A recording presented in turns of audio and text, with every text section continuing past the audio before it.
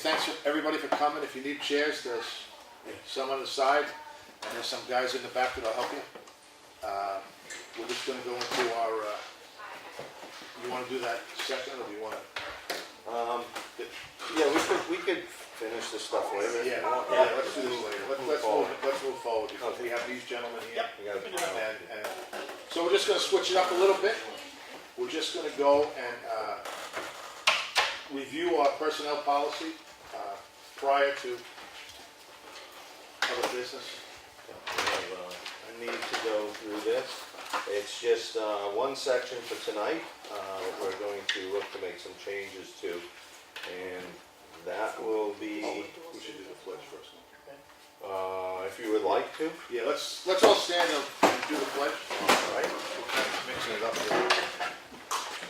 I pledge allegiance to the flag of the United States of America, to the republic for which it stands, one nation, under God, indivisible, with liberty and justice for all. Okay, now we get started.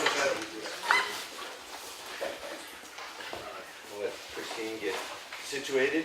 Oh, sorry, I was, You got your 3 o'clock coffee at 5 o'clock? yes, finally. Nice. Okay, so what we're going to be looking at here is on page 26, or sick or injured absences. Paragraph 2, all full-time employees shall receive sick leave time for illness or injury at the rate of 5. We're striking 10 and doing 5 days per year. And then we're striking the remainder of that sentence, which would read, and may accrue at a maximum of 90 days. So it's now going to read, all full-time employees shall receive sick leave time for illness or injury at the rate of 5 days per year. Following that, And anybody that's on the books as of today with time, it's frozen as of today. correct. And what will follow the ending, the last sentence in that second paragraph with additional language. An employee must use all sick time within the year or forfeit any unused days, use it or lose it. Okay, and that will be... So in other words, what you're saying is you can't carry over. Correct. We had a situation with that came about this year that put an undue financial burden on the town, and so we need to amend that. This policy will go under further amendments this year, once we can find a time to get to that. So that'll be on the background. You got any discussion on that, Chuck? No, I already looked at it. So, if those amendments are okay with the rest of the board, I'd make a motion to accept those amendments to the personnel policy. Second.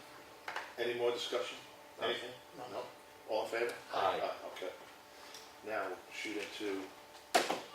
Now we can. Now we can. Yeah, now that we really stuck it to you on this deal. This is Chief Butts is going to make an announcement today.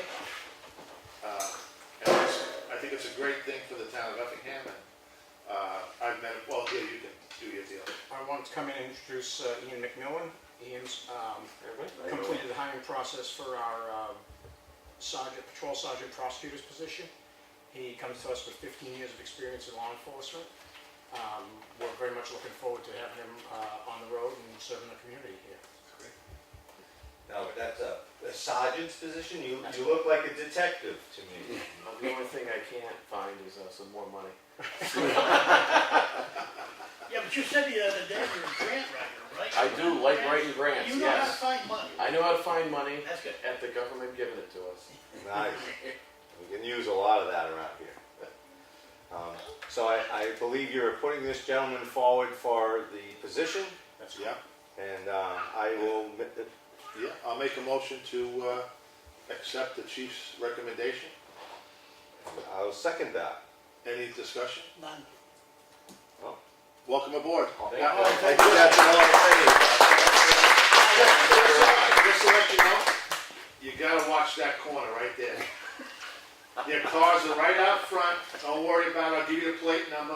Just make sure you watch, especially the guy. It's a great pickup out there. I'm sure you'll be fine. I'm sure you'll be fine. Great. Awesome. Looking forward to it. All right, great. We'll look forward to having you. Thank you, guys. Thank you. Thank you very much for seeing us, I appreciate it. Yep. I know it was a little bit such short notice and everything, but No. That's fine. the nature of the business. Thanks for holding the fort together in the gap in Yeah. staffing, chief. You've been on call for a great many months, 7 days a week, Absolutely. 24/7, and for myself, I really do appreciate that. Well, we're mission oriented, and that's what we're here for, you know, public Yeah. safety, and here to serve the community, so. And we're glad to say. So, Thank you. I Thank got you. a- my pleasure. I got a call today, it was a road complaint about one of our roads out in the dirt roads and the way out there.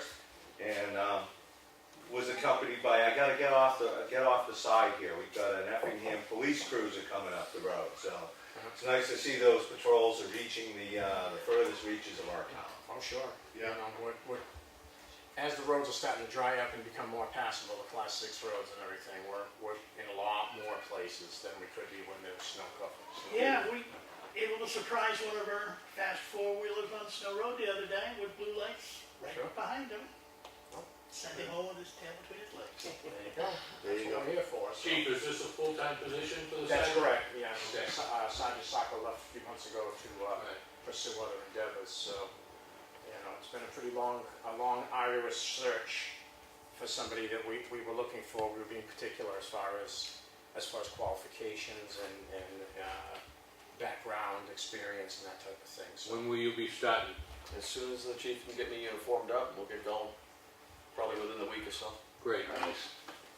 We'll be handing out his personal phone number to you guys. So Cell number? you can, you can wake him up at 3 in the morning. He doesn't, don't worry. Oddly enough, somebody at the sheriff's office answers my personal cell phone all the time. Oh, look at that. He's got a secretary. We're already adding to We're already ahead of the This game. guy's good. I figure I'll run into him soon enough. Oh, great, Ian. Great to have you aboard. Thank you guys, I appreciate it. Yeah. Welcome aboard. Thank you. Look forward to meeting and seeing everybody and dealing Yeah. with everybody and seeing what everybody's looking for. And the chief and I will continue the mission on. We'll keep going. Awesome. Looking forward to meeting him. That's so great. This is being immortalized. I gotta come back in 5 years. Way back there. Hey, love them or hate them, you got to deal with them. Yeah. So it is. That's what small town. It's gonna happen with right, wrong, or indifferent. So one team, one mission. We'll get it done. We're only warming the seats here, so you'll be shed of us sooner enough. Well, thank you. Great. Thank you. Thank you. Thanks, guys. Thank you.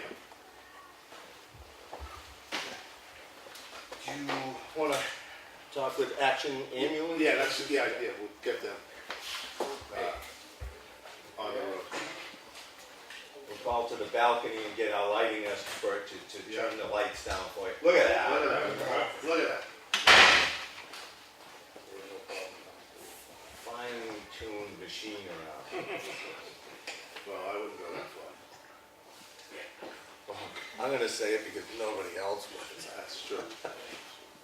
Because we know better. Okay, you're up. First of all, I'd like to thank the Board of Selectmen for inviting us up here to give you this presentation. I guess I should start by telling you a little bit about me and why we're even here. My relatives have lived here in Freedom for the last 35 years. I know there's Freedom right next door.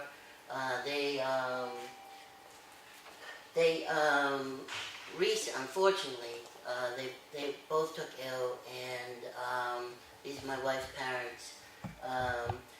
Like I said, last 35 years on Huckins Road in Freedom, and I got very interested in the EMS system up in the area for their safety.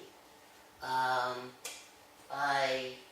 met a couple of people and asked about it, and literally up here every single weekend, helping care for them, taking care of their property, and I've become very accustomed to the area.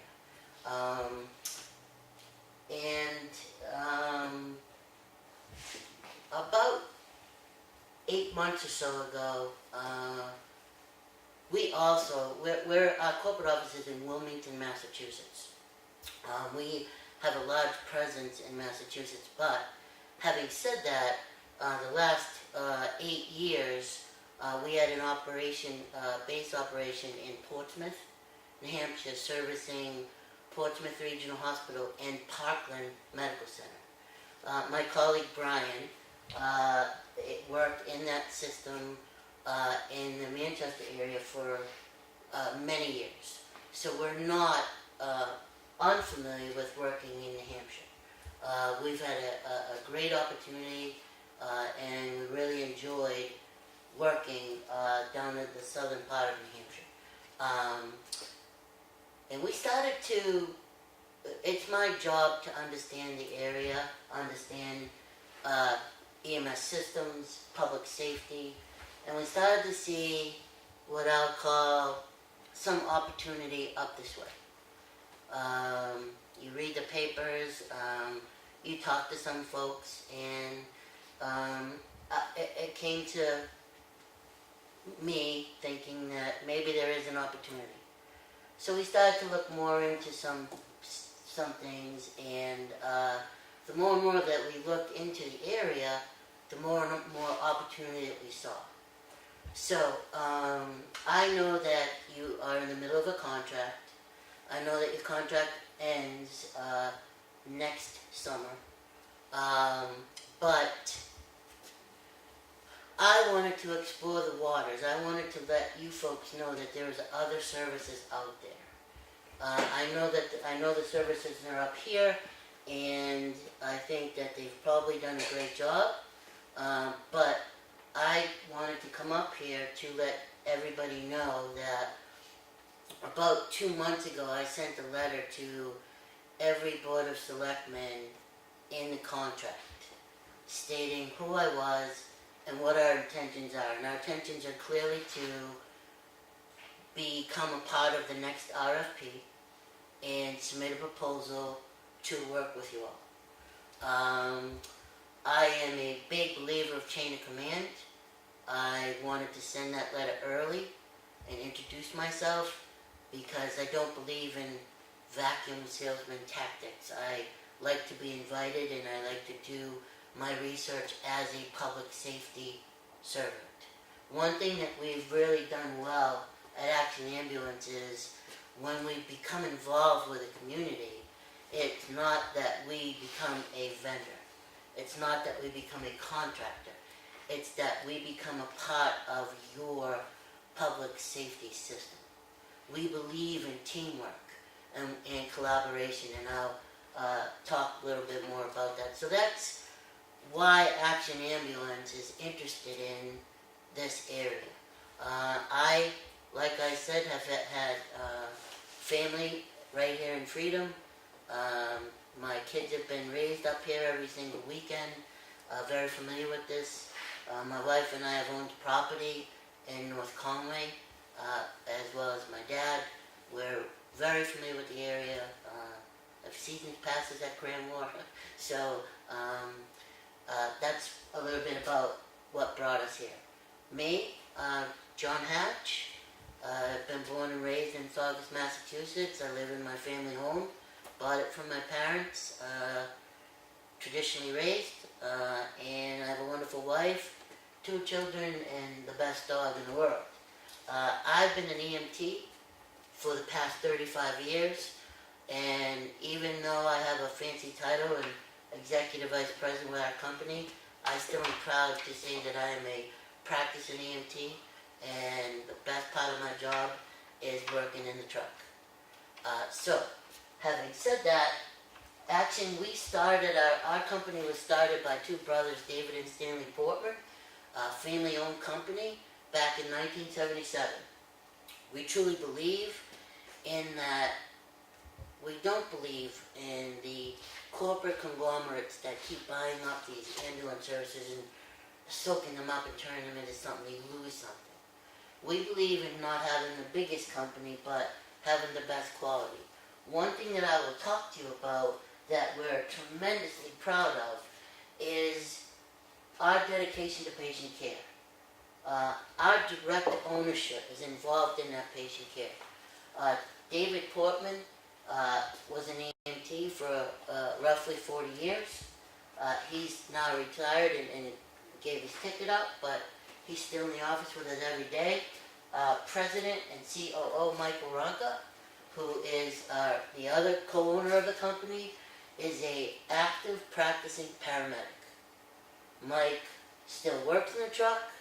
Mike is in our rounds, and Mike is part of the success of what we do because, unlike a lot of companies, we're very proud of this. We do 100% CQI on every call. Every single advanced life support call that is done every day goes through our CQI process twice and sometimes 3 times.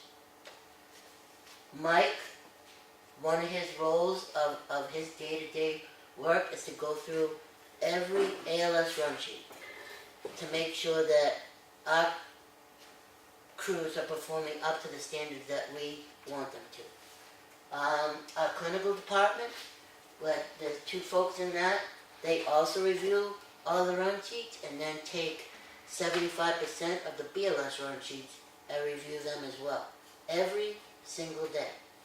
Any high acuity call, cardiac arrest, multi-trauma, advanced medical call like a diabetic reaction, a childbirth, any and all pediatric calls are not only reviewed by the CQI process that I just mentioned to you, but automatically at the time of the call gets emailed to our medical director, Dr. Brian Canterbury.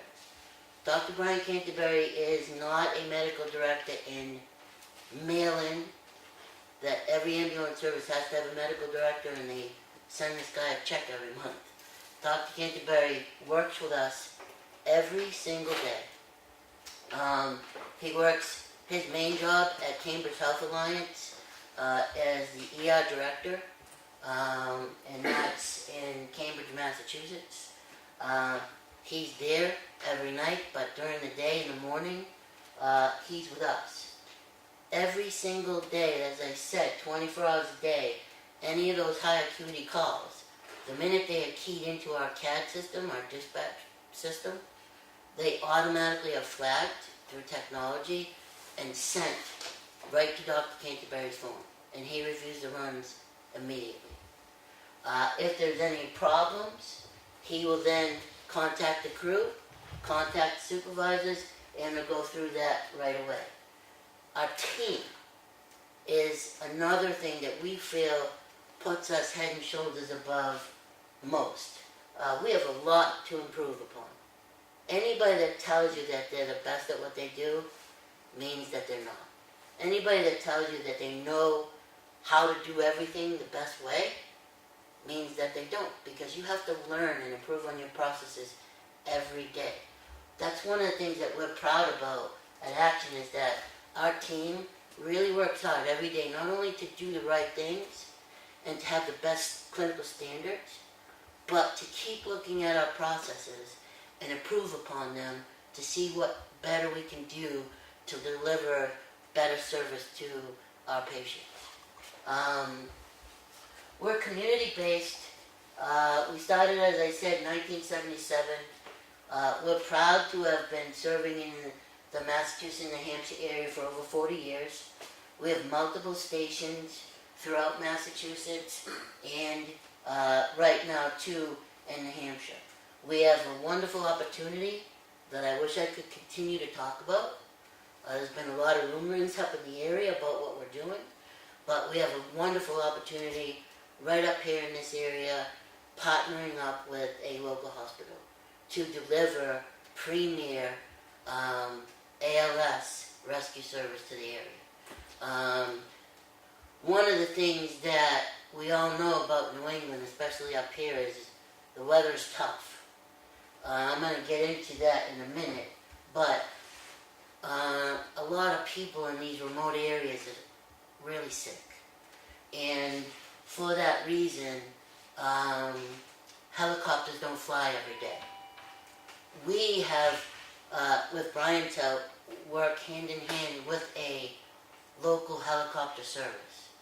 That's a hospital-based area that we will be working with even closer when this opportunity comes up in the area. But to that end, as you see on the bottom picture here, one of the things that we really believe in is having the right tool for the right job. Bike teams for parade events, local parade events that happen, or picnics or what have you. Where we work in the North Shore of Massachusetts, Ipswich, Raleigh, Gloucester, we have a lot of stuff that happens on the beach.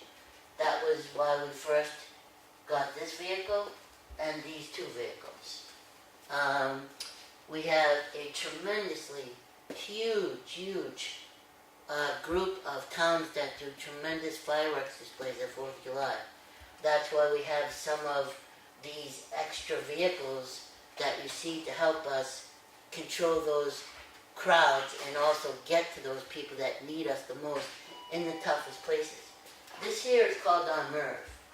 To you it may look like a moving van with an action logo on it. But in that MERV, it has everything that we need to treat over 100 patients for any mass casualty or big incident system. What you don't see in this picture is we have what I'll explain to you as two other huge landscape trailer looking trailers. Those trailers are both outfitted with the same equipment. In the MERV, right now we have it equipped to do rehab for fire service. One thing that Brian and I as researchers taught us, that up here there is not a lot of rehab for firefighters that are actually battling a working fire. That's something that we feel strong about, being an EMS provider and being part of that public safety system. As while our brother firefighters are working to control this fire and put it out, we need to be there to have their backs in case one of them needs us as well. So that rehab service is another thing that we feel strong about. So again, continuing our commitment, we're looking to look at the area. We're looking to understand from you folks, and that's why we've started this process so early, to understand what the best delivery systems would be. I've looked at the current contract. I also, being familiar with the area, don't understand some of the things like the response times, and I have questions about that. But we are a fully licensed ambulance service, both in the state of Massachusetts and the state of New Hampshire. At the current time now, we have 4 box ambulances inspected and working at the ALS level in New Hampshire. All of our paramedics work out of these box ambulances. Our field supervisors work out of Ford Explorers that are geared up to be a Class 5 ambulance. Even though there isn't a stretcher component to this vehicle, most of our supervisors are paramedics and work in these Explorers, which we call fly cars, to get to any BLS provider they can to now turn that ambulance into an ALS ambulance. So that's part of some of the things that we do. Again, going back to having the right tools for the right job, working with a really good friend like John Hines at Dart Hitch, their helicopter service. We'll be working with them. As you see, MERV in action, our four-wheel drive wood vehicles, bike teams. This is a four-wheel drive van ambulance. You don't see them around. It has a 3-inch lift kit in it, and that's because some of the areas around the North Shore experience tremendous flooding, such as in the towns of Saugus and the city of Revere. And we have found that we need to go that extra step to help our contract to service them. I told you a minute ago that we all are aware of what New England brings, and that helicopters can't fly. Right now, as I said, we're working on a wonderful opportunity. It's in the infancy stages, but I believe that it is going to happen. But because of this opportunity and working in this area to supplement our 4 seasons here, especially in the winter, and especially when helicopters can't fly, this is our mobile intensive care unit. To a lot of people, it may look like a Big Mac truck, which it's an international, but in this ambulance, in the back of this ambulance, is everything that you would find in an intensive care room at Mass General Hospital. From IV pumps on mega trees, which is, we can service up to 6 different drips of 6 different medications, to ventilators, we can put in a baby isolette in there. It has its own generator. It's self-sustaining, a separate part from the engine compartment, and the technology is amazing. This area, we all know that you spoke earlier in your meeting about the dirt roads, how some of them are now just getting passable, about how tough the winters are up here in the area. We understand that. Part of the reasons why this picture is here is for you to see our understanding of a 4-wheel drive vehicle, of our understanding of what tough terrain is. But the other thing I want to point out to you is this special ambulance here. This is a 4-wheel drive ambulance built for rescue work in rural areas. It's a mini version of this ambulance here.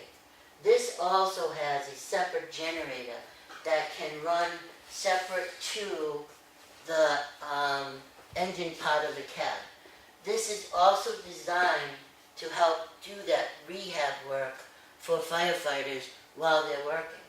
This vehicle is 4-wheel drive on demand. It is a rugged machine.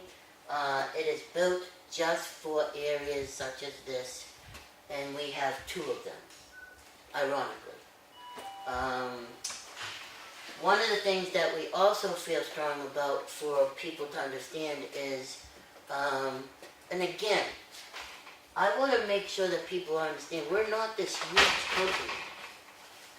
We're a good middle-sized company. We truly believe in doing the best that we can for the work that we have, instead of being this big giant company just doing adequate work. We really concentrate on what we do and what we do well. Our EMTs and paramedics deserve safe equipment. We cannot have them out working in run-down pieces of equipment. And this equipment is very expensive. Okay, we don't have the money, the capex, to go out like these big companies like AMR and buy brand new ambulances every 3 years. But we do have the technology and the talent to have a full maintenance bay in our Wilmington office, to have mechanics that go through our ambulances once a month. Okay? We use a computer maintenance system called McWrench that keeps track of all of our PMs, our brake changes, what have you, to the point where once a month we send out a sample of oil from each vehicle to get tested. Again, why do we do this? Does this seem extravagant?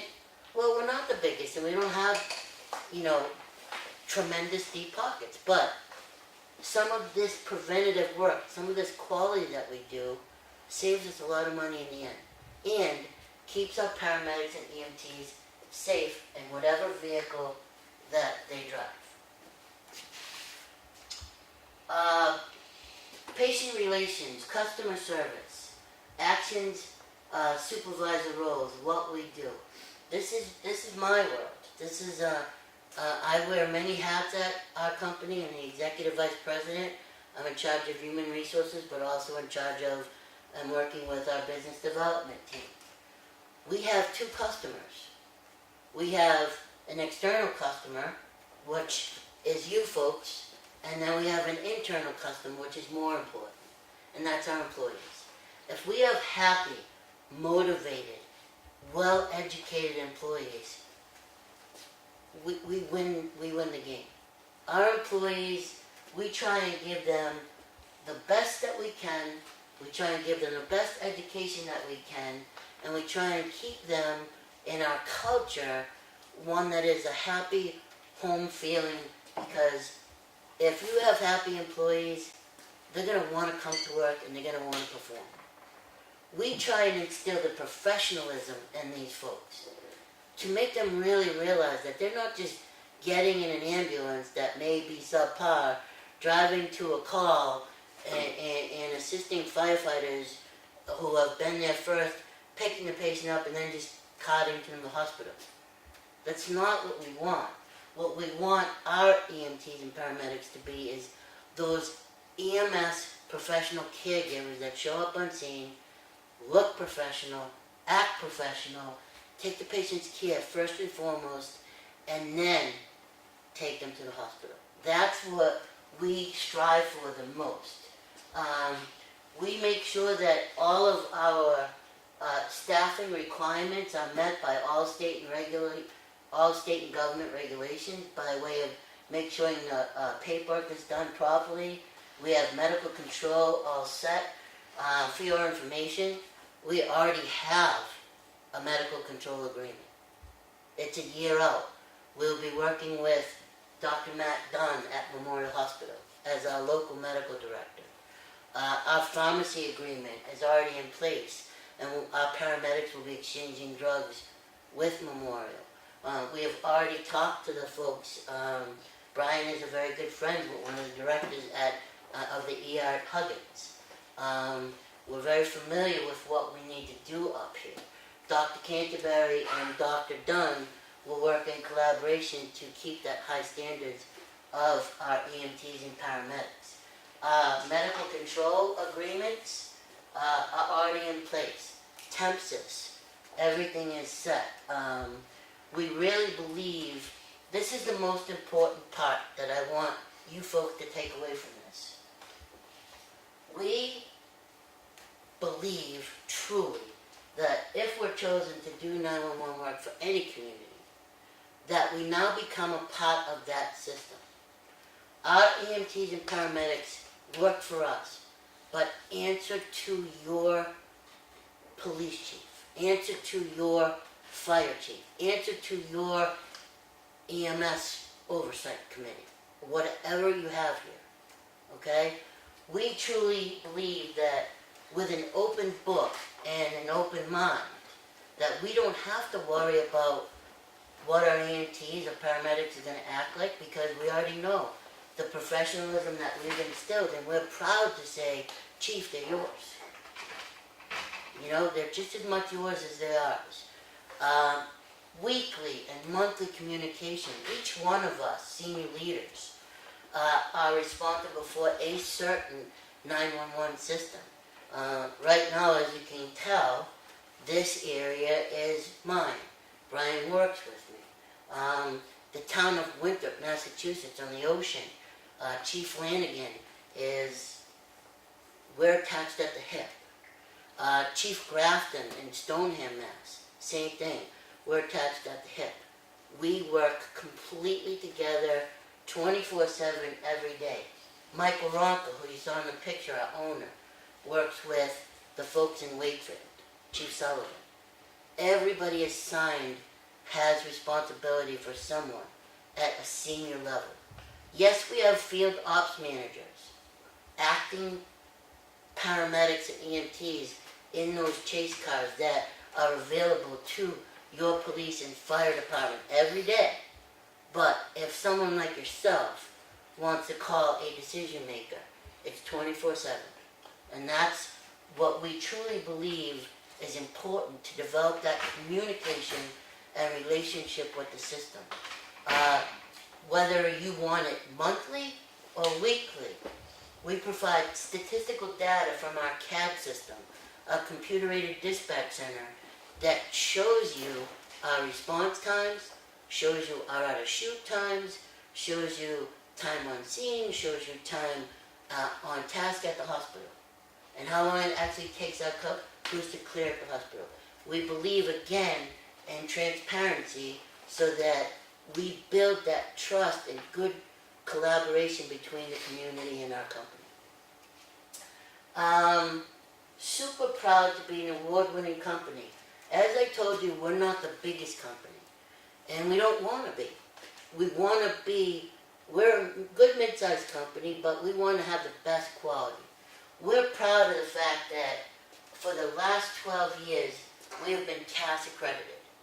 CAS is an accreditation system in the United States for ambulance services. It is made up of emergency medical physicians, owners of ambulance services, and nurses and paramedics and attorneys that go out and examine companies' processes, how they deal with their employees, their quality assurance program, their drug control programs, all of those safety things that one may not think about, these folks examine. The examination takes 3 months. They ask for all kinds of data, and then for 1 week they come out and go through our files. Not only do they do that, but the last 3 days, they leave us and they go and talk to all of our employees alone. These are the field staff, EMTs, paramedics that work the street every day, no supervisor around, no manager. They go and interview them and say, how's your work experience? We're proud to say that for the last 12 years, and just last Tuesday we were notified that we get another accreditation for another 3 years. We're super proud of this. There's only like 160 ambulance services in the United States that get this accreditation. The second thing that we're tremendously proud of that we just got accredited with is our dispatch center. We became ACE accredited last week. ACE is a computer-aided dispatch accreditation program that examines at the time of call, when our dispatchers answer the call and they EMD the call, walk the caller on the phone through medical procedures, God forbid it's a cardiac arrest, how to start CPR, all of that. We have to record every single phone call that we receive. And this company is through the United States and Canada. The accreditation program is stationed in Canada, and they work throughout the U.S. We were just awarded this for the first time last Thursday. Medical equipment, all of our EMT certifications we feel exceed most. On staff, we have a medical director and physician that works, as I told you, with our QA/QI process. They consult and direct our education program. Every EMT is required, of course, to have all the right certifications, CPR, EMT, ACLS, PALS, and the state-of-the-art technology. I mentioned our Bebron pumps that we have in our mobile intensive care unit and on every paramedic box unit.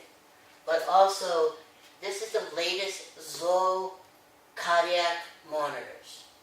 These cardiac monitors can do everything from monitor heart rhythm, take an automatic blood pressure for adults and pediatrics, pulse oximetry, capnography. This was developed for the fighting paramedics and medics in Afghanistan. One of the things that we truly believe in, again, I told you, we're not the biggest, but our quality is what counts the best. we were using physio monitors up until 2.5 years ago. And we really looked at what our employees were saying. And our employees were hearing in the field and seeing reading and competition. We did a research program with some of our paramedics, and it came out that these Zoll X-Series monitors were the best. We worked through an employee engagement program, having them help us choose the right monitor. Again, keeping our employees as happy as we can. And we just bought over 21 of these units. It was a huge undertaking. The money was astronomical, but we felt to bring our company to the next level, that's what we did. You can see some of the things that right here listed that these monitors can do, as I just mentioned to you. Real-time feedback. There's built-in recordings that record not only the cardiac rhythms, but the voices, all the call, anybody on scene, comments, everything that we have to make sure that we're doing the right things. Community education, we truly believe in our partnership. One of the other things that we're really proud about is our education center. We found that to get the right people, we wanted to train our own. We developed our education center. We have an EMT training program right in Wilmington, but we offer it throughout wherever we work. In each community that we enter, we offer scholarships to 2 high school students a year to become EMTs to start their training in the health field. We think that's a great way to give back. We are proud to be an OEMS accredited institution to teach these courses. One of the things that also sets us apart from everybody, and this is what has got a lot of interest up in this area about action, is every year, every EMT, myself, Brian, I'm sure your police and fire chief, we have to go through certification programs every 2 years of Con Ed to keep our licenses. And it's a daunting task. It takes time. We're required to do a certain number of Con Ed on the computer online. We're required to do Con Ed sitting in a classroom in front of a doctor like Dr. Canterbury. And we're required to do a special course for the National Registry, same thing, to sit in a classroom. What we have done is come up with VILT training, Virtual Instructor-Led Training. We have got approved by the state of Massachusetts, by the National Academy of Emergency Medicine, who gives us all our nationwide license, to run these programs. And it's as simple as this. When we run a program, if you have a computer with a camera, which all laptops and computers nowadays have, you can log on into our website, actionambulance.com, click on a community partnership, it says fire helmet, and you enter into our education system. Once you do that, you click on live training for the date and time that it's scheduled. Your camera automatically turns on and you become a part of the course, right from your own home, from your fire department, from your education center. As long as we can see you, you can see us, and as long as you can talk to us and we can talk to you through the computer, you are fine, and you will get your credits. It's something that we've developed to work with our community partners to make education easier, because it's a big deal. I know tonight in Ossipee there's a centralized training going on for a lot of EMS folks in the area. They have to get in their cars, drive to Ossipee, and go through this training for the next 4 hours, where working with us, it's possible that you don't have to drive anywhere. So we're really proud of some of the advancements in technology that we've made to make it easier for our EMTs and paramedics. We have an EMS performance reports, as I told you about, that are made available to all of our contracts that can gauge anything that you want. You want to know what our response times are? They're there. You want to know what our on-scene time is? They're there.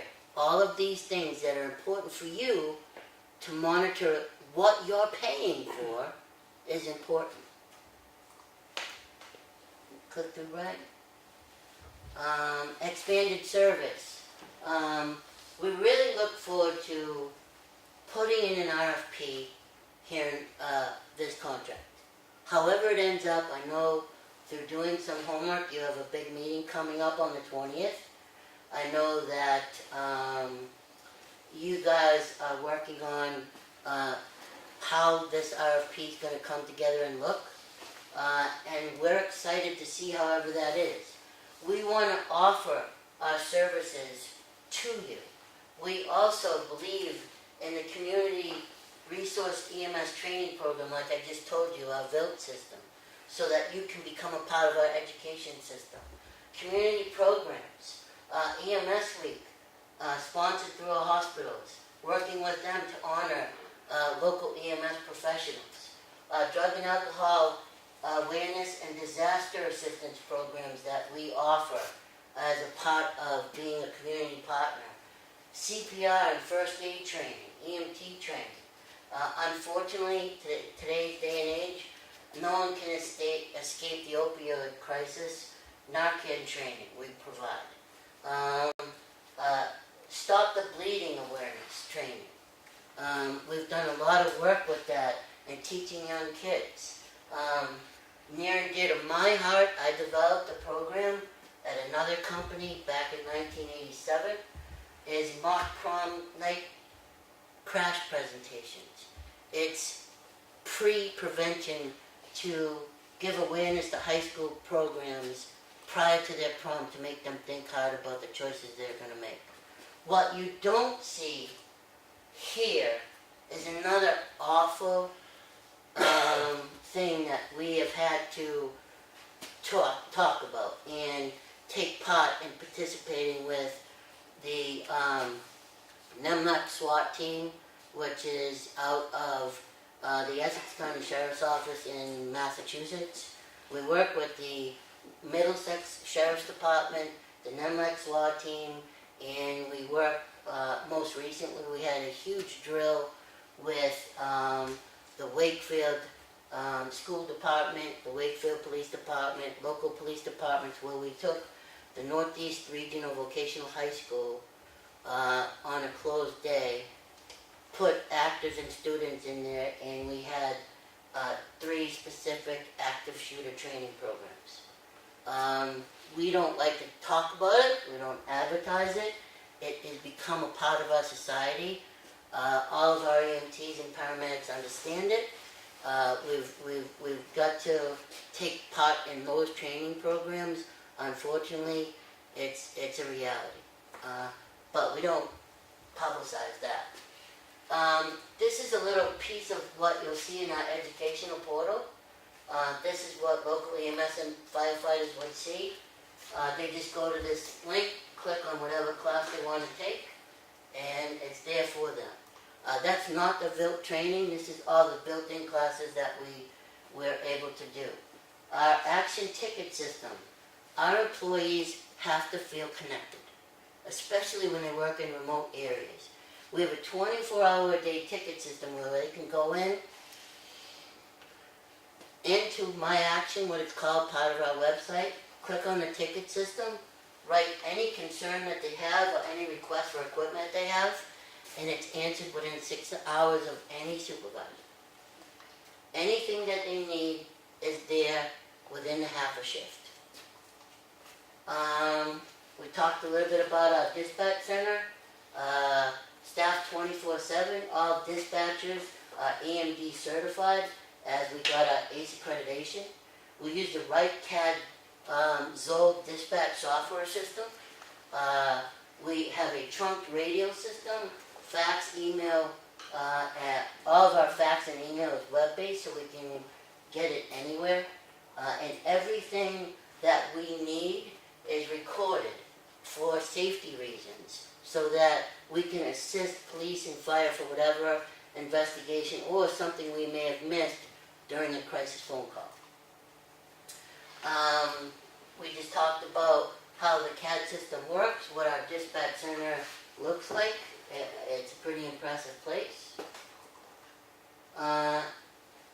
This is getting to the end. I know I've been talking for a long time, but our mission is to be an extension of your community. We don't want to be Action Ambulance. We want to be a part of your public safety system. We want your fire chief to be our fire chief. We want to serve this board. We want people to be proud of the service that they chose to take care of their people. I got one more thing to say, but we'll skip through something else.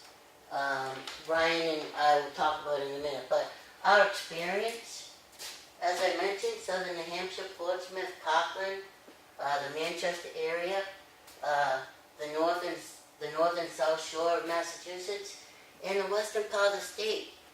We have really done a good job by way of our technology to virtually manage bases out in Pittsfield, Mass, Hadley, Mass, and Holyoke.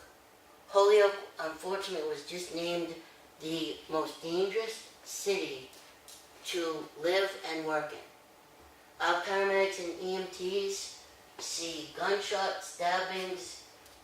We are averaging 3 overdoses per day. It's awful.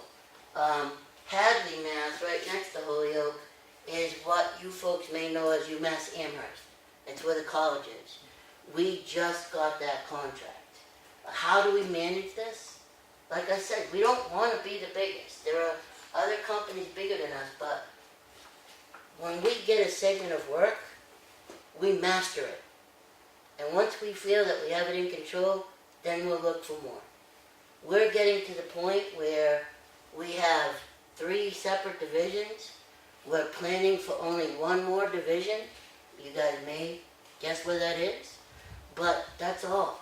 We want to do the best quality work that we can.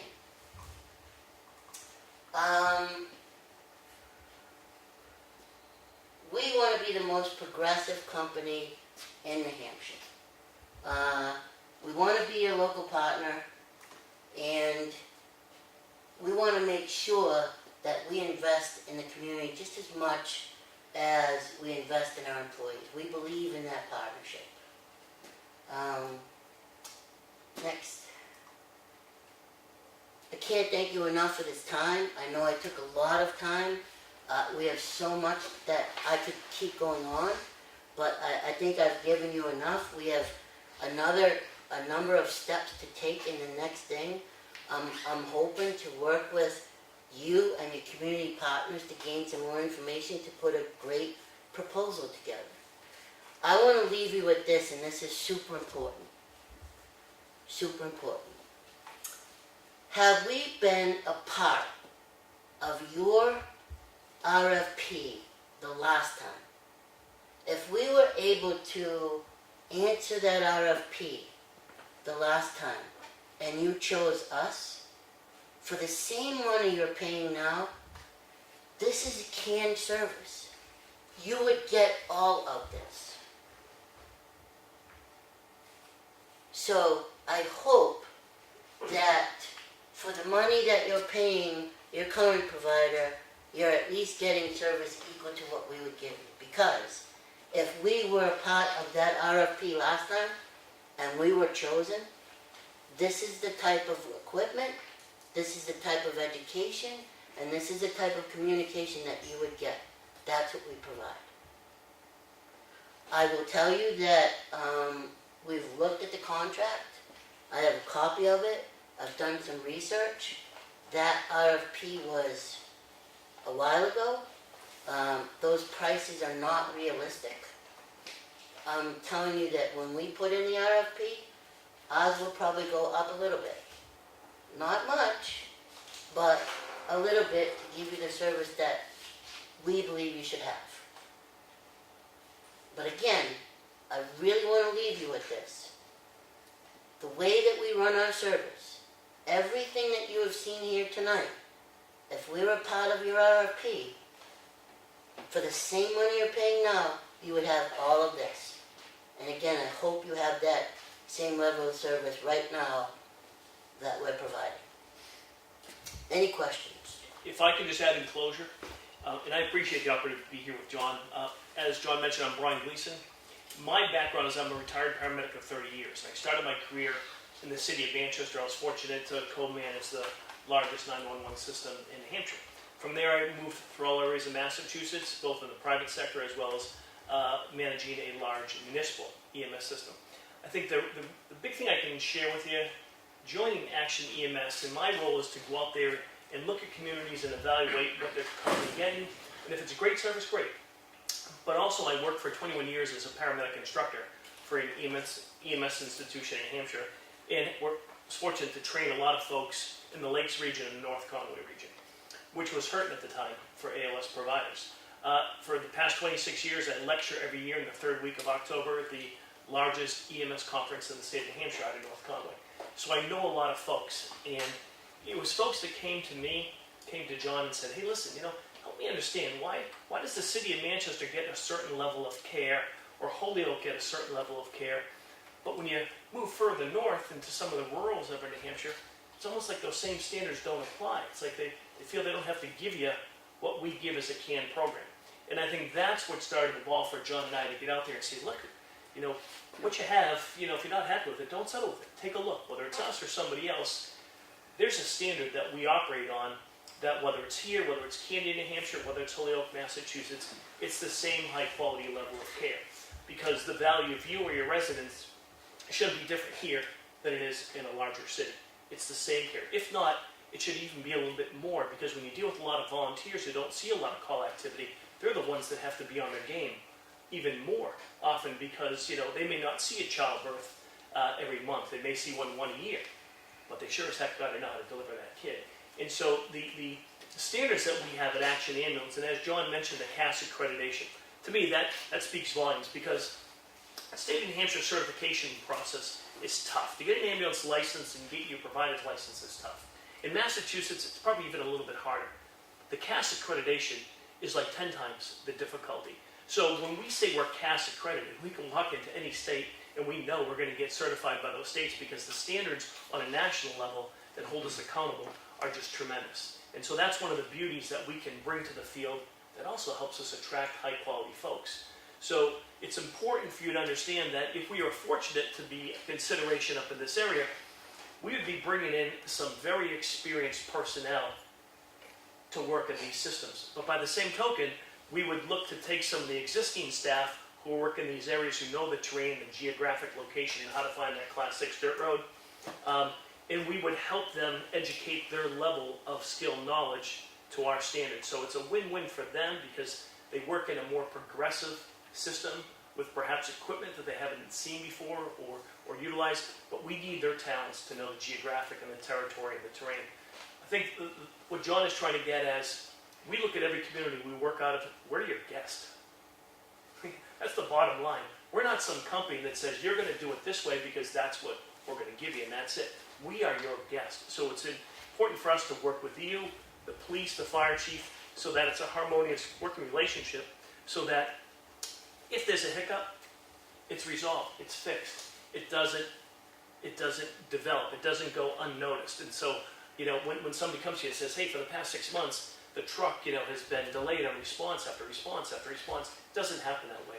Because the first time something happens, the phone goes off and we get it fixed, and we get it fixed immediately. Because it makes our job easier, but it's the expectation you, as taxpayers, would expect to have. If I may, I do want to, I'm going to skate on thin ice right now, and I know our time is short. But I had a lot of comments from people in the area about labor. And are you going to bring up your own people to work up here? Are you going to allow New Hampshire folks to work with you? And my answer is simply this. Absolutely, we welcome everybody local to work with us. Depending on how things go, especially the next couple of weeks with this other situation, it is my intent to run a big job fair.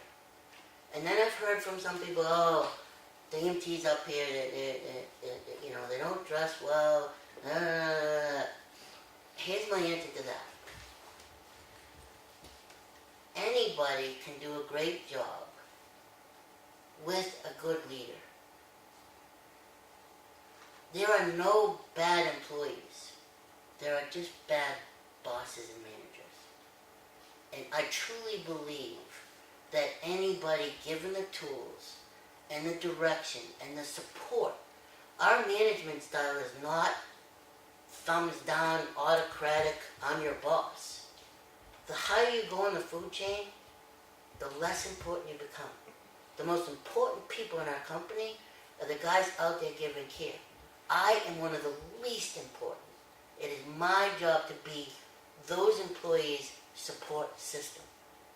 Not their boss, but their support to make sure that they have the appropriate uniform. And we're strict. We have a dress code to have the appropriate safety gear, vest and shoes for motor vehicle accidents. And we're strict about that. But when you give someone those tools, it gives that EMT or paramedic a pride and professionalism in their self. I truly believe that there's not one bad employee out there. The only employees that become questioned are employees that have bad managers. Of course, and we look forward to working with anybody in the area. We'd love for everybody to join our team and work at the standard that we work at, because it will make them feel good and enhance their career. Question. Yes. Just for the record, are you Action Ambulance or Action EMS? I notice you're using that interchangeably. It's the same company. We're Action Ambulance Service, Inc. We have a couple of different companies that we work with. Action EMS is one of them. It's just legal names. Yes, Where will you base your vehicles out of? that's a great question. And here's my answer to you. I don't know. The reason why I don't know is because we want to work with you folks to find out where the best place to stage these vehicles are. Why? I'll give you a great example of why.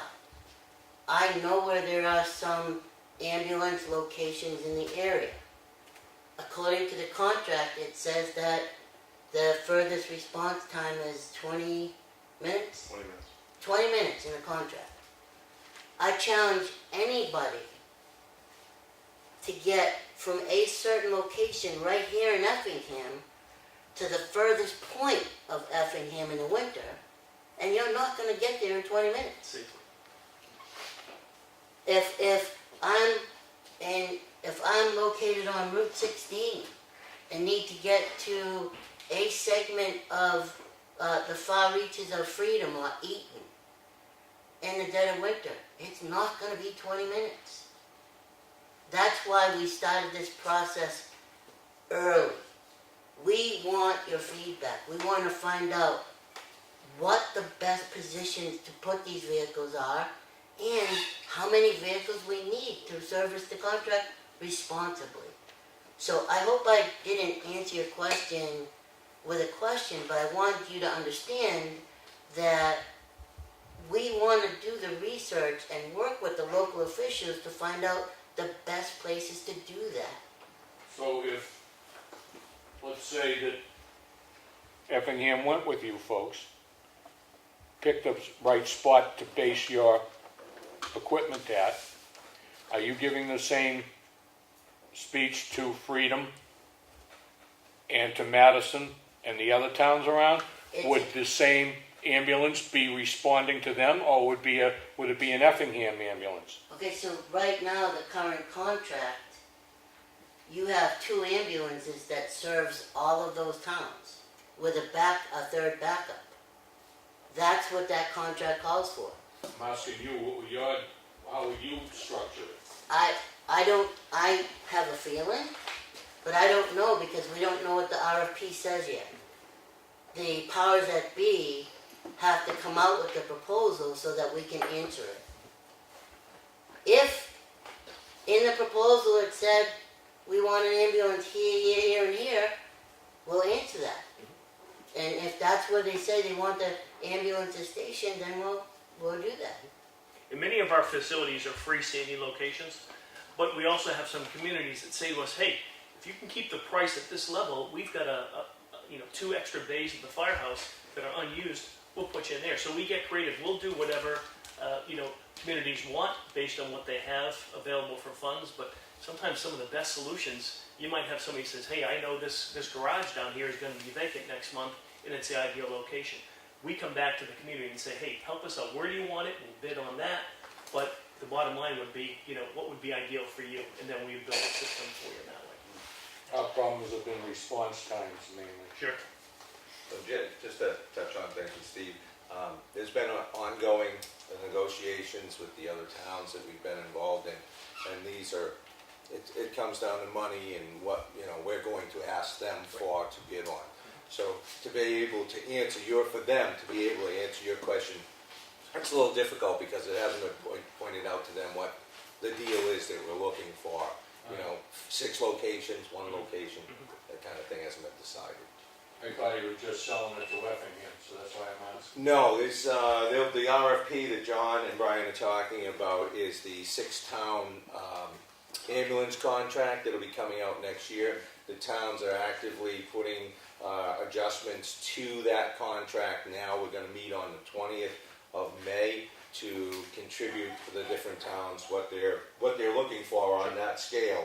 And through that process, we'll probably whittle down an agreement between the 6 towns as to what will get incorporated in that RFP, and we'll be working to get that finalized so that these guys have obviously a lot of work to package up 6 towns, the terrain, and how all this works. There's a lot of moving parts on these things. I just don't want to have Effingham be at the tail end. Sure. Well, that's part of what our fire department, guys, has got together, and they have compiled some concerns or amendments they'd like to see in the contract, and I think other towns are doing a similar thing. Any other questions? If not, I've taken up a lot of your time. I felt important to give you as much information in as short amount of time as I could so you could understand the type of company that we are and our commitment. Again, we believe in what we do. We're a family-based company that believe in, our success is through our employees' skill and their happy work environment. We really believe in our professionalism. You will not see one of our EMTs up here in a t-shirt and jeans. There is a specific, dress code. It's professionalism. It's what you people deserve if we're fortunate enough to be chosen and work with you. Again, as the Selectmen so eloquently put, we have a lot of work to do, but we wanted to be proactive and get out in front of it. We believe in working in this area. We believe that there could be a great collaboration, and we believe that we could enhance the current public safety system when it comes to EMS. That's why we're here. It's no secret. We've been pretty public up to now, and we'll continue to be public to get as much information as we can to be a part of answering that RFP to the best that we can to provide the best service, hopefully, that the 6 towns choose. We do it right, because John and I only want to come in front of you in this format and not be summoned here to answer about concerns or things that just aren't being delivered properly. So That's the the way we operate. So the next time that we come here, hopefully will be to introduce ourselves as your new provider. And then the time after that will be to hand out scholarships to your high school students. And time after that will be to hand out service awards to the EMS professionals in the area. That's the only reason why we want to come in front of you. And to deliver to the town's folks the proper reporting mechanisms, either weekly or bi-weekly or monthly. So we only want to come for good things as a part of your system. So thank you very much. Thank you. Appreciate your time. It's a very impressive PowerPoint. We appreciate it. Again, we're not the biggest, but we want to be the best. Yeah, We'll just a lot of information, a lot of. give them a couple of minutes to. Like I say, I'm impressed with the amount of equipment you have, certainly four-wheel drive, and the adaptability you guys have managed to do to the various communities. It gets used. It's impressive to see it in action, you know, for snow slopes. It's Our employees look for snow slopes. Snow trucks. right.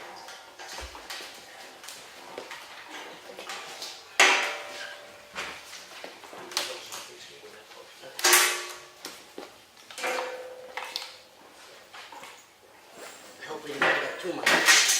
It's an important subject. You couldn't take up too much time. Education is critical. Yes. We're happy to have the competition in the area. Appreciate you guys taking an interest.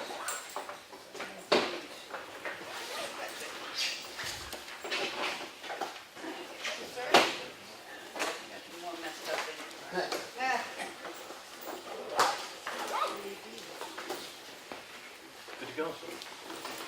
Thanks for your time. Thanks. Thank you. Brian, thanks. Nice seeing you. Thank you. Take care. Thank you for the question.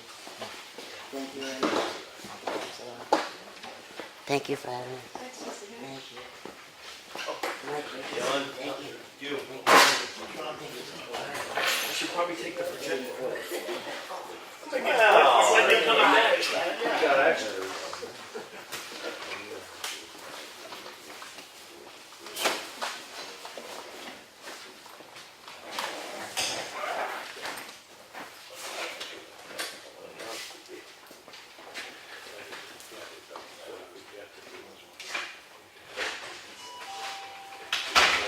Yep. There you go.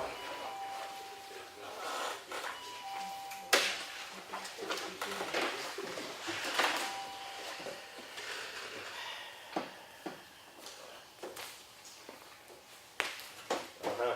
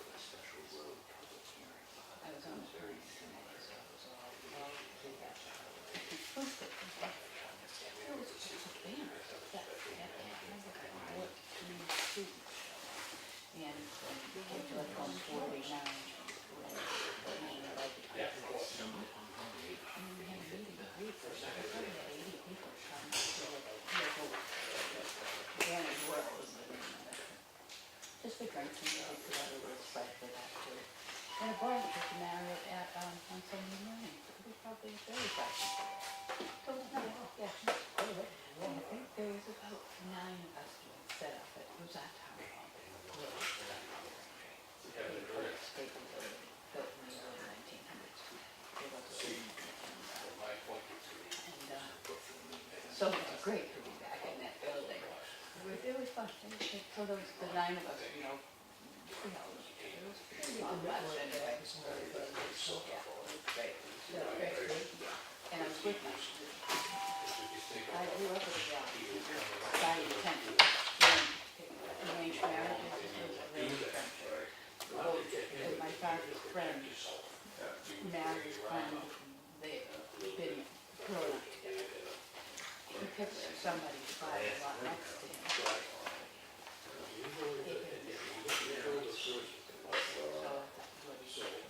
She was bottom dog, so now, but the girls could go and do it. So I got reading the paper about 4 weeks apart. They built the houses when it was complete. We got brought along, so yeah, about 2 years old. We grew up together, so I had a lot of, you know, where I can help. There's one of the planning committees, the same people are asking me.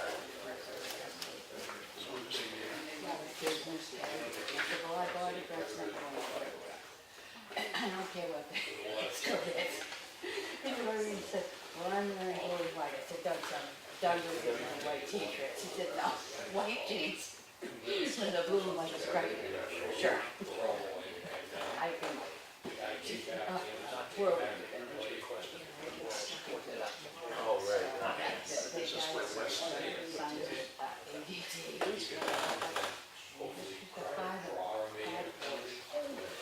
one in every day. 50, 40, Now, 30. short order in manifest. I know. Just so you guys know, So she went, but no, the cemetery road's in the file here, that needs some kind of cleaning. I went through it the other day, it's on my road, thought went to that, and it wasn't bad, but I did clean up the sides of the road, remove all the debris and stuff, so that's all done. We don't need to.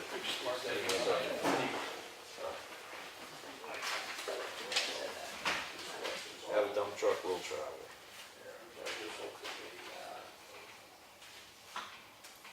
John, I know I asked you about this road raking last week, and I noticed that we have some roads being raked again. Are we York raking? I didn't think we were doing that. Did we make? Did you talk to him about? And you know what, I noticed the same thing, if it was a blue jacket, I thought it was. he actually had tons of money on it. I don't think he did.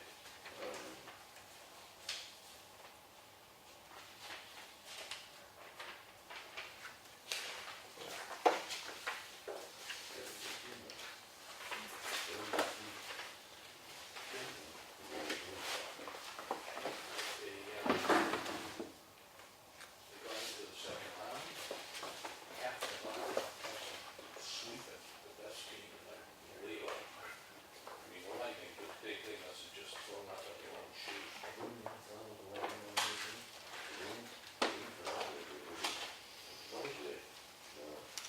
We're dreading playing. They're watching. We'll try to go that game and I think call. Well, yeah. Cahalane, Sid the kid, and this great, you know, they're gone.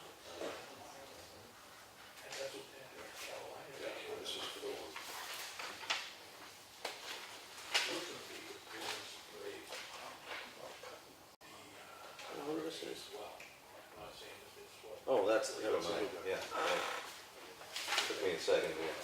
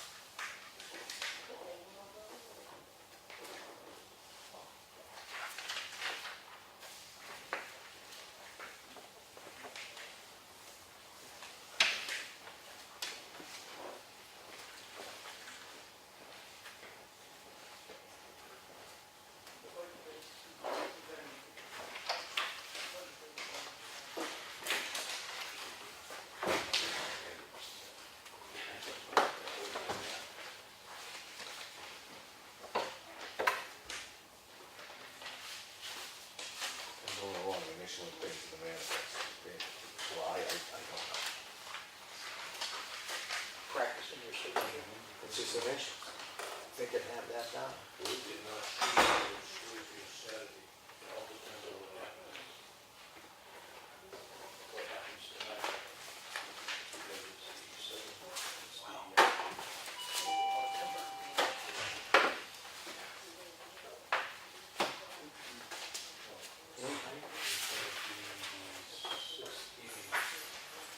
one of the series.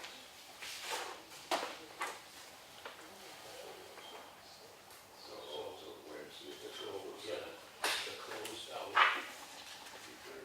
And because they want to keep everything like they've been going, you know, one night, just one night, and then just like that. When they do a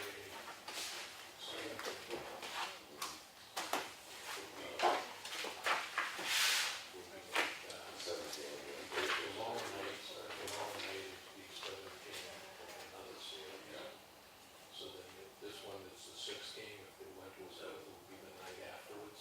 And then that would push it to Saturday. That is set up. I don't know to remember who's playing who. But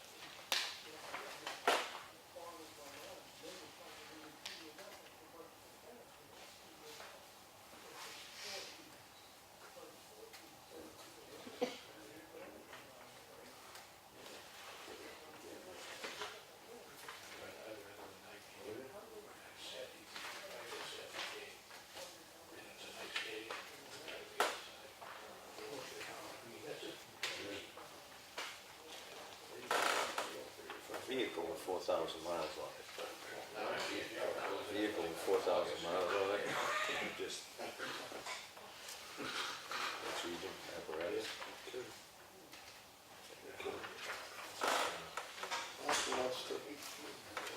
Yeah. Like boats, it says marine on it. There's no way, it says medical, it says everything on it. Yeah, that's for the, that's.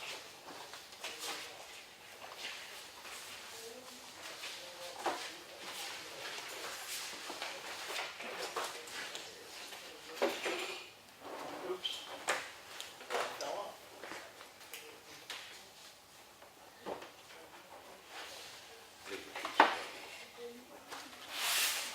Some of these things in the manifest, are these things we should be initialing, like mileage reimbursement for Vienna? I've never questioned it. Okay, no, I have a question. Didn't know if it was file folder A. how they, it's always one box, you know, and how they interact and everything, yeah.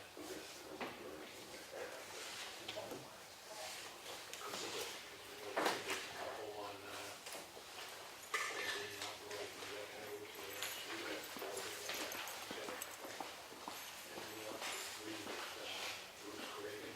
You know, some of the things, the procedures I have, may need to be revamped going forward. You know, it's a small crowd of people who have known each other for a long time, so that may not always be true. So it's a valid question. Well, you know, yeah, and some of it would seem like it probably goes through the other. I know it's part of, but kind of that signed off, checked and balanced. Yes. But she's. Oh, yeah, no, I, just in general, there are probably, there may have been other things.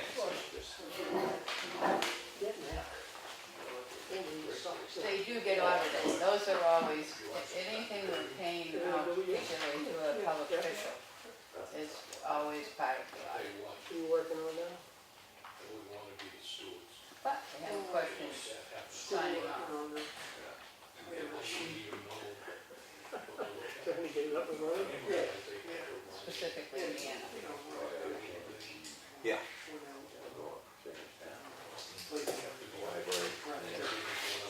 Well, part of that signing of the manifest is whether or not you are approving the payment. Right. No, it just seemed like some of it was, Maybe you should talk about it going forward.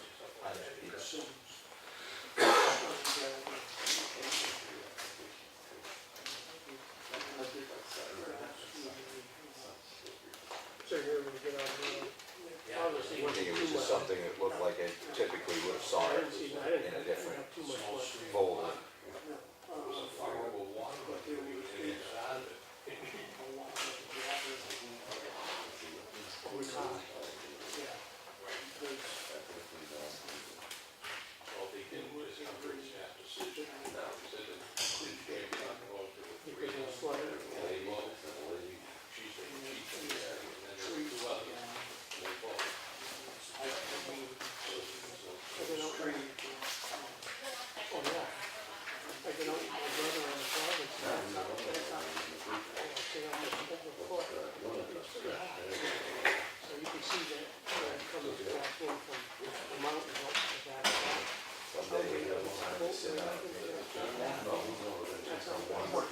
Are you really? Okay.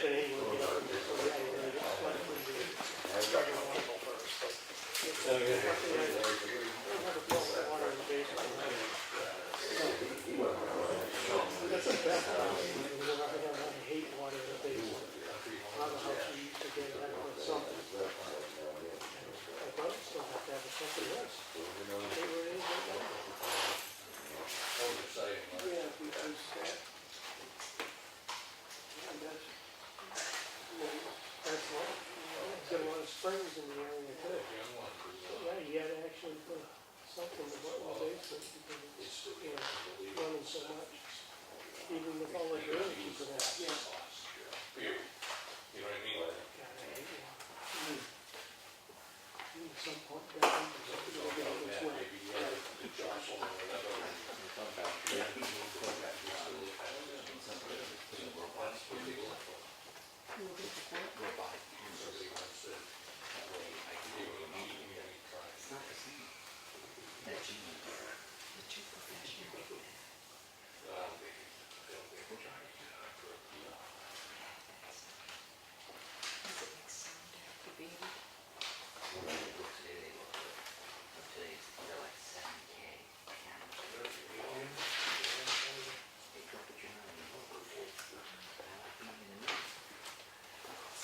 Causing trouble for him.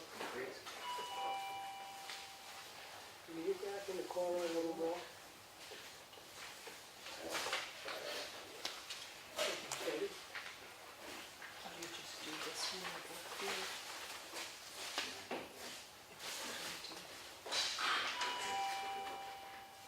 You give me one of his gifts.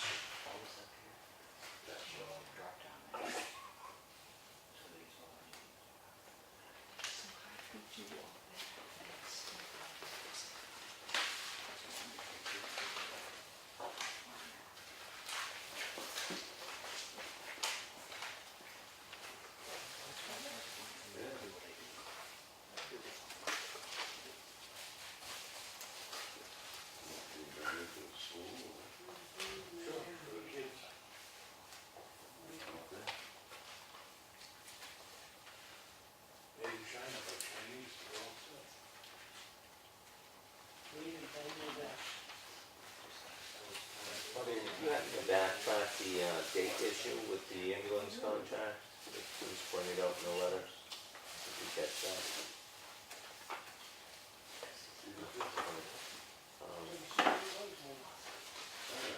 Make them up for you. Now, counties, What we're looking at is the contract. So, Yeah. I'm assuming it was the 2020. Right, exactly.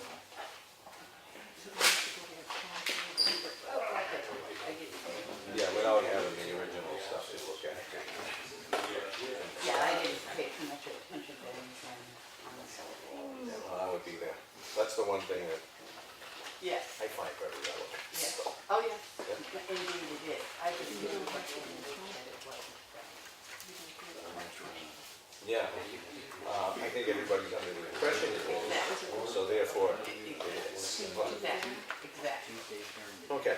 Yeah, I think, trying to play with semantics there. Yeah. I'll take Nice try. What's another year? Subtraction.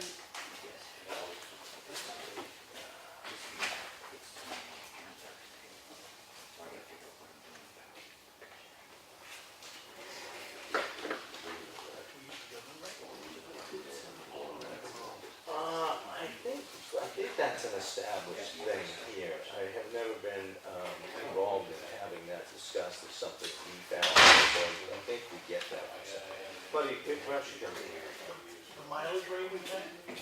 IRS business rate.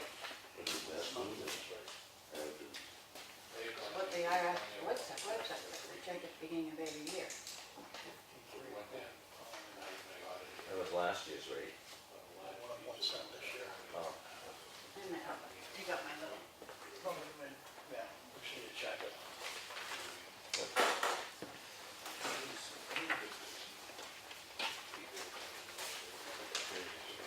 All right.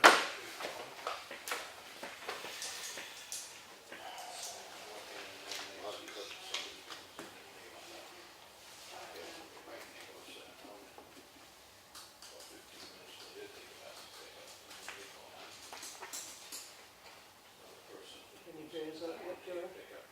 Oh, yeah. Seen a few days up? One. Any cubs here?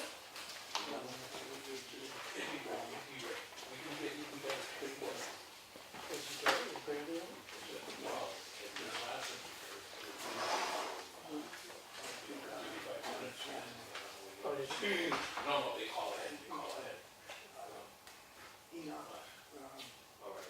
Because Yeah, pizza.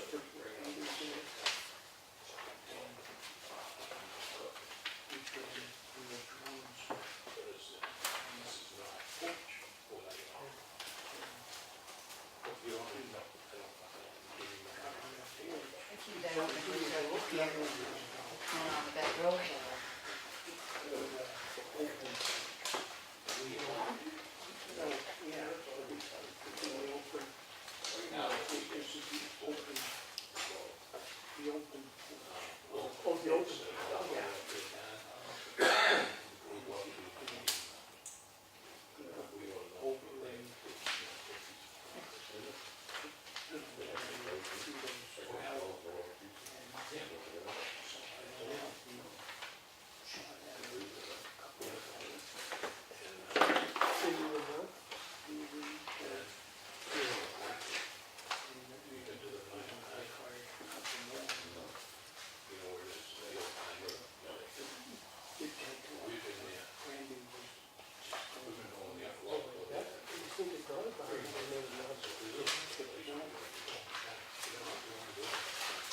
Got me last week. I had one feeding, I was gonna pull it in, that night I fell asleep.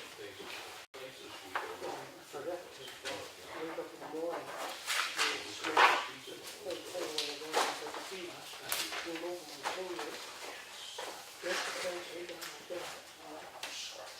Because he got the third feeder, he ran, he didn't go the same way, went on another one.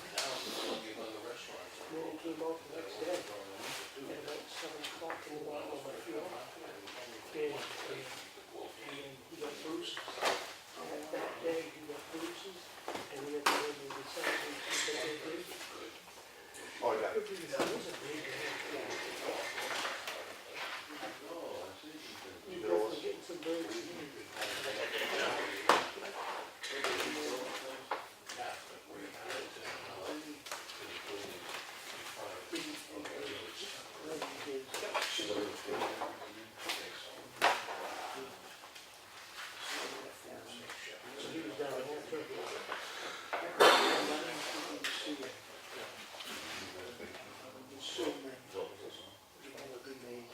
This stuff?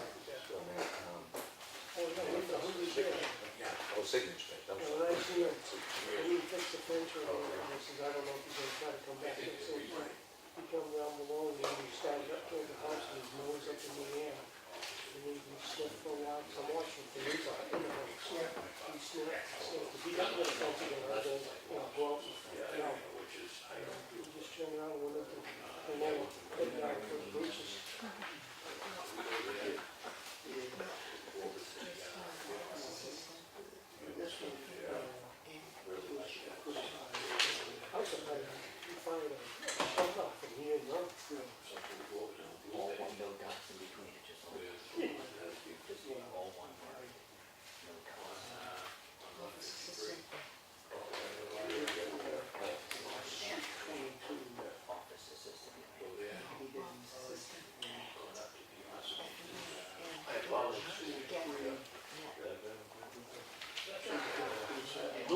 in total. That would have been, might be a little more back.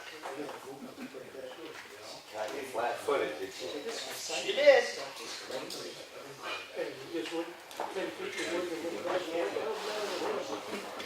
You get the feet on it? I'd rather be correct than right. I don't mind being questioned. 2 eyes are better than one. Caught me totally off guard.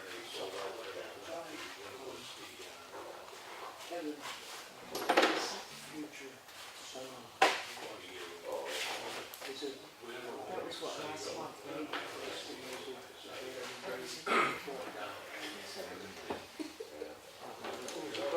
Same day, the big one. I'm sure we got more than one. Well,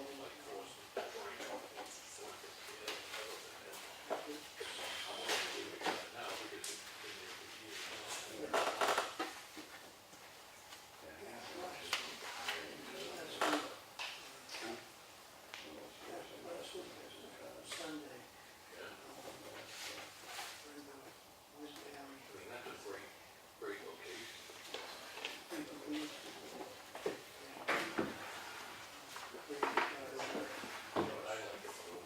It might be worth investing in a stand. No. We assume it was there because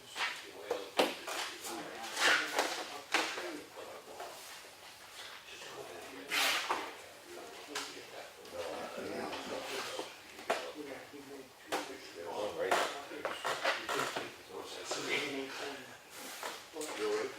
Yeah. Okay, all right, thanks everybody for being patient. We're just gonna go right into the folders. We got a letter from Climax in the mail, we got a letter from Climax about the roof, I do believe. And that's gonna be taken care of by JMS, I think it's called. Yes, down in Wolfboro. Yeah, Wolfboro. We had a couple of abatement recommendations, 5 intents to cut, 2 yield tax levies. Pretty busy in that department. I want to make a motion to accept the minutes of April 30th. Second. Any discussion? Any revision? Everybody's happy with it? Yep. All in favor? Aye. Also make a motion to accept the minutes of the non-public session on May 1st. I'll second that. Any discussion on that? No. All in favor? Aye. And we did, do you want to keep those open? I assume? Or seal?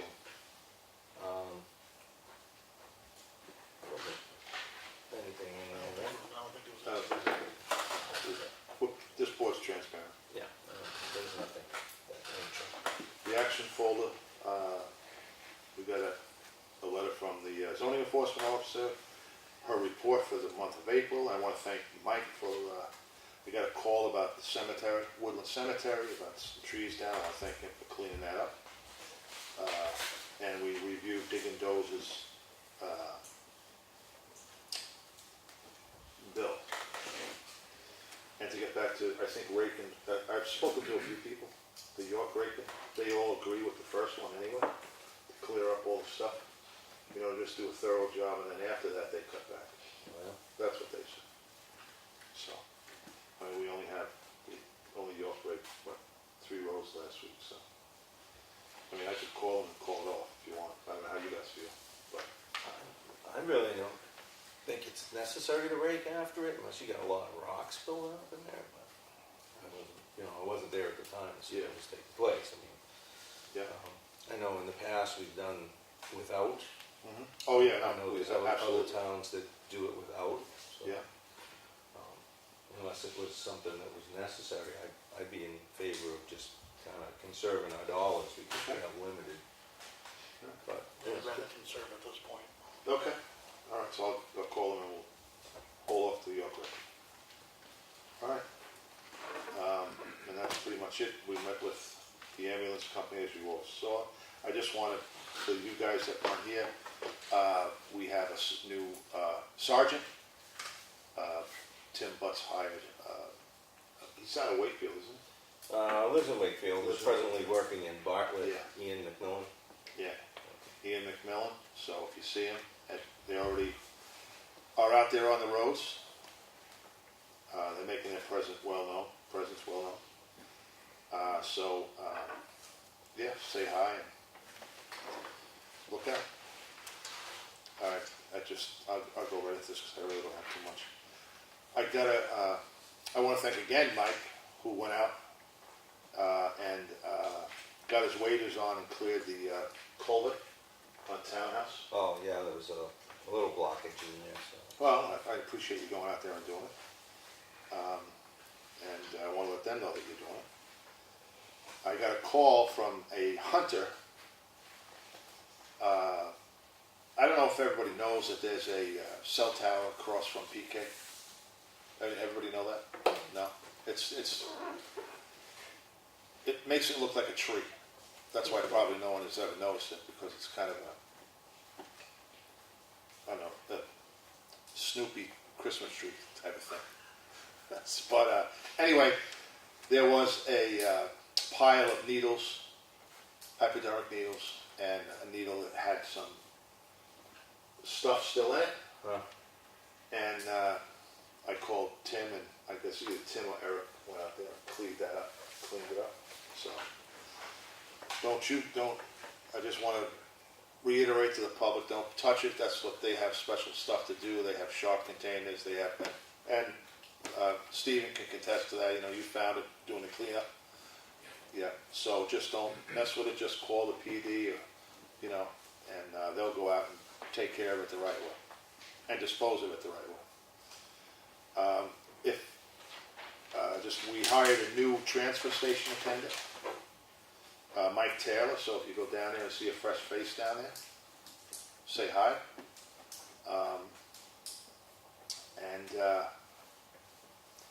That's pretty much it. All I got, really. You want to go? Yeah, I'll jump in. I don't have a lot tonight either. I knew we were going to run late, so. Yeah. I was planning on calling Sally Sewell over at Department of Environmental Services and seeing where she thinks our chances are of resubmitting for the Province Lake culvert on Bailey Road, South River. It's not there. Last year that kind of fell a little short, this competition for this grant money. But the review board, their unanswered question was, what would the benefit be to the environment should we Resubmit. yeah, so, well, the thing is, I'm talking to her, I might need to look into whether or not we might have to get a wetland scientist or somebody involved to show the benefit. So I'll reach out to her and see what I can find out, but that's pretty much where we'd be, and that would probably be something professional services line would come in, should we want to, you know, chase this down, but I'll get on that this week. The other thing is I've got a culvert purchase to phase 1, round 1 of to submit to you guys. I'll get that to the office this week, because we probably want to start considering about those, so I'll get that in for you. I think we're going to meet with Ron Evans at some point. We had a couple of things to discuss coming out of the winter, so along with contract and so forth. I think, is that contract still with the attorney, or? Yes, I sent it over, but I haven't heard back from that. Oh, okay. So maybe, John, you usually touch base with him and find out if he's got some dates coming up in the future. Maybe we can work something out. As well as we're probably looking at getting back into the work session, swing of things as soon as we can. I think we have a few things to work through. I think you might have something you've got coming. I know I'm going to work on that ordinance for obstructions, so forth, parking, that. So But we probably need to do some other things, either with the roads or, again, at the transfer station. We really probably should get some time down there if we can manage it.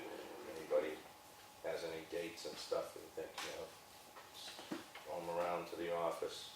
I'm usually pretty flexible. The cleanup, or roadside cleanup, I think unofficially we had like 189 bags. So we did a follow-up day. Some folks, I know Dave Strauss, Teresa Swanik, were out there, Matt Piper, myself, Tom Hart. Hi, Steve Regal was there. Steven, I'm sorry, Mike, it slipped my mind till now, but when I was on Townhouse Road Yep. on Saturday, at just about at pole 151, there was a sign.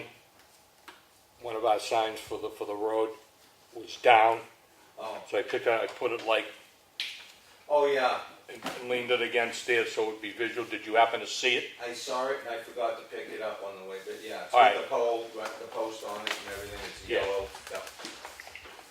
Okay, thanks, Stephen, I'll try to pick that up when I'm going around with the truck. Thank you. Yeah, so we had a pretty good amount of litter that was picked up. Unfortunately, we had such a good amount of litter, and it's already started to accumulate again. So just for everybody's knowledge, and I'm going to impress upon the police department this, that I believe the state statute for littering is $1,000. Should they decide to, they see somebody and they cite somebody, I will be I would very much support that. That may not go anywhere, I don't know how that works out. Nobody gets a ticket for littering, I don't think, but outside Alice's restaurant. Yeah. Anyway, a little civic pride on that one wouldn't hurt. That was You're old enough to remember Alice's restaurant. Jeez. I can't get the kids to listen to it at Thanksgiving. An easel. I'm thinking that maybe we should perhaps have an easel with a whiteboard with a flip chart, because there are things that get presented that we don't have anything here to We do. have had an We easel do? in the past, Yeah. not with a whiteboard, but with one of the The pads. flip chart. Right, I'll well- have to hunt it down. because otherwise, the whiteboard is nice because you can get magnets and things on there. I could see where the ZBA may have a situation where somebody could come in and present plans and so forth. I mean, that would make sense. The planning board and recently has had somebody coming in, surprisingly doesn't not have an easel, but you know, we had stuff on the cork board there, handing things out, very distracting, and it might serve a multitude of purposes. So if we had an easel around, I think it might get used. Anyway, I think, Chuck, you were gonna look at staples and whatnot. I searched a couple things, I'll touch base with you on the Sure. water one. Well, let me check, we only have limited number of places it could be, and we do have the paper too. And I would imagine that would be helpful in certain instances too, so we just need to measure it up and get the whiteboard if I can find the It's a lot easier for people to present things, and it's strategic because you can move it around versus Exactly. a whiteboard like there. So, Mike, along those same lines, I actually have a 5x7 dry erase whiteboard that I'm willing to donate to the town if we can get somebody to hang it. We'd have it available if we want it. Yeah, well, I'd be in favor of that because that seems to be our new display, you know, viewing for projectors. It can be used as a background screen too. Yeah. And well, it also, yeah, I mean, but we've got a lot of maps, and I'm not sure that we can consolidate them, but I'm not sure that these are used that often for anything in the boards. I don't know. The answer is yes, Chuck. Okay. Okay. Okay.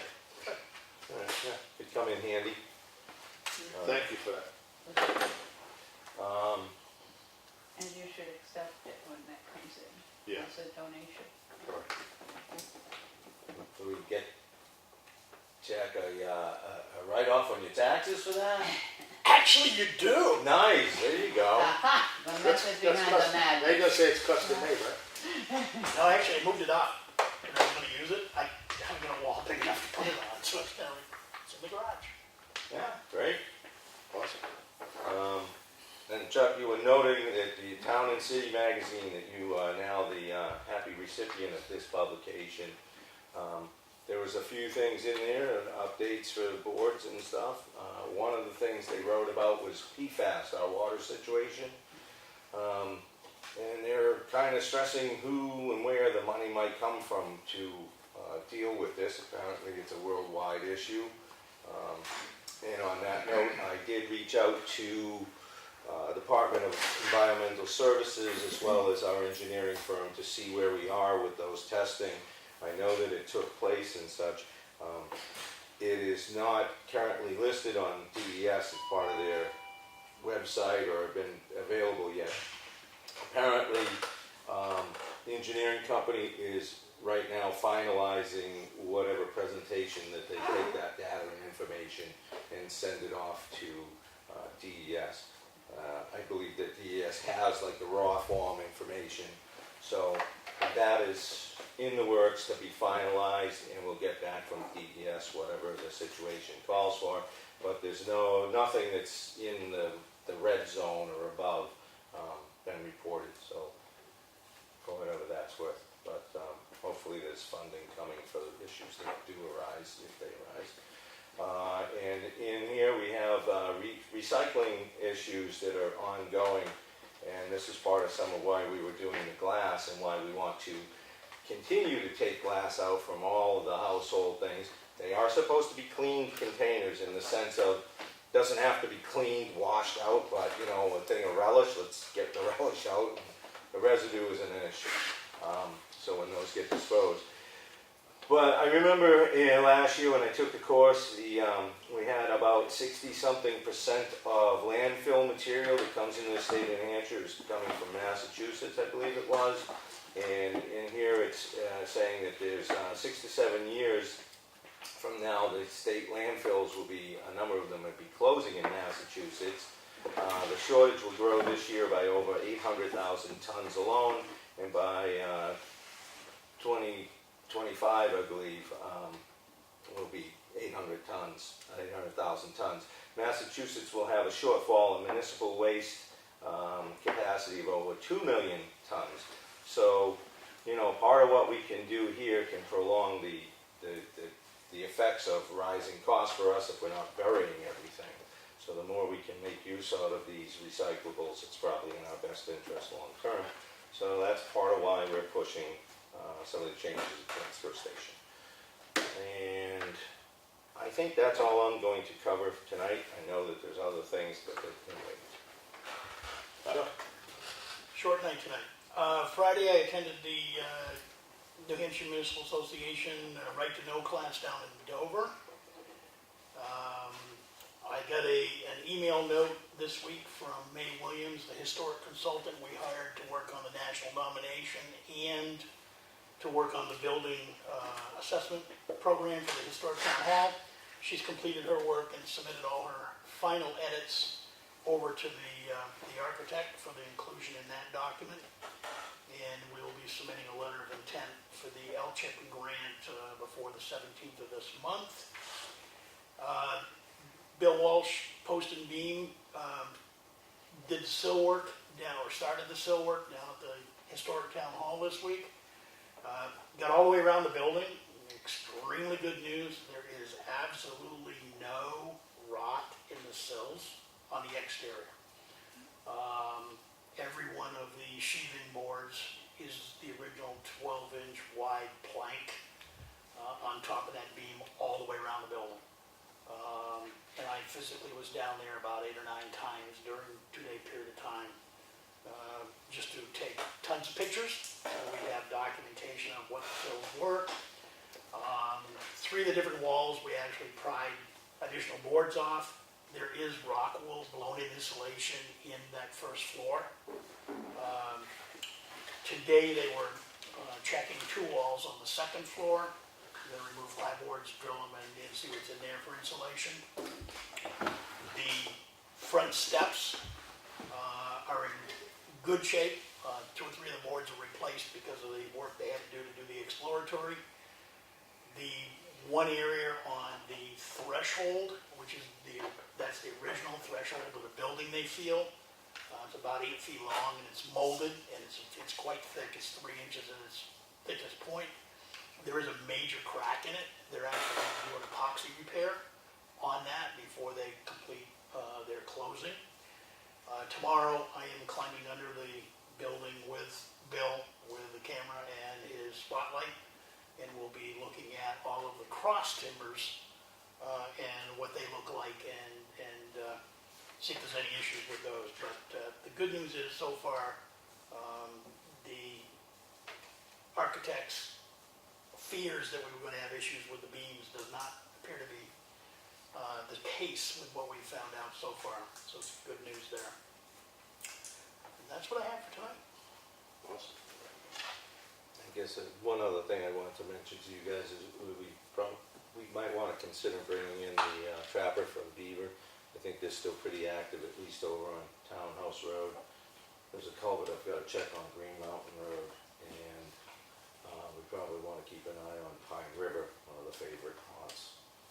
But I think it's that time of year again. And also I noticed the grounds here got cleaned up, so Yeah. Mr. Nason must have come behind. Yeah, he did. That's great. Looked nice. He did. So we activate the beaver patrol. Okay. You know, want to divvy up parts of the town and go find those waterways. Were you gonna call? I don't know who our contact is. I figured, Beaver Valley. what's it, sorry? Isn't it Beaver Valley? Yes. That's the name of the company? Beaver Valley? Okay. I'd be glad to, just leave you with the names to the culvert, we can get those. Well, Townhouse Road, I think, and I would have to give you that location. So let me get, I'll get out there and get you a telephone number or something. I've got a sign to go pick up anyway. Alright. Old business, anything? Chuck, did you know what, you had mentioned this before about water at the library, As far, you mean, damage? What are well, you the doing? only thing we've got is basically the roof, which Yeah. I'm working on right now. Okay. And then, The sills are in great shape from Yeah. a standpoint. I mean, what the drainage issue that everybody thought was yeah, pavement that's what going I'm into the talking building. about, yeah. What was interesting, and everybody felt the double door on the parking lot side was the big issue. Check there first. So I actually got down there and I actually have some pictures of it. Once they removed the clapboards, the brick facing that's between each of the granite posts is actually down about 1 inch to 1.5 inches, all the way across the top, all the way around the building. So the sills are not setting on anything but the granite posts. And the pavement went up to the front of that brick face about 2 to 3 inches back. So it never went up physically It touching never it. touched it. So the water that was coming into that and going down where that area is where they dug out for the gas line they buried, the water's been literally coming down the pavement, going right into the sand right in front of the building. So it doesn't appear to be going in the building, it just appears to be going down in the sand right in front of it. So when we do the future drainage pipes in the ground, it'll be even better because it'll drain everything away that's coming off the roof now. Any new stuff? Also, Oh, I guess I forgot to mention, I did finally connect with Mr. Garcia on Champion Hill Road, let him know that we hadn't forgot about him, so I've never met him in About the person. apron? Excuse me? About the apron?